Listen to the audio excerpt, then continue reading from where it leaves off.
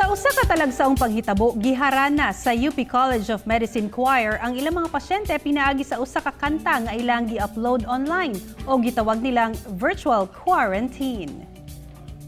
Music heals our souls. Mao kini ang gibasehan sa mga alumni sa University of the Philippines College of Medicine Choir o UP Med Choir Thunders. Alang sa ilang mga pasyente ug mentors aron ma-uplift ang spirits sa mga frontliner kinsa nag-atubang sa hulga sa COVID-19.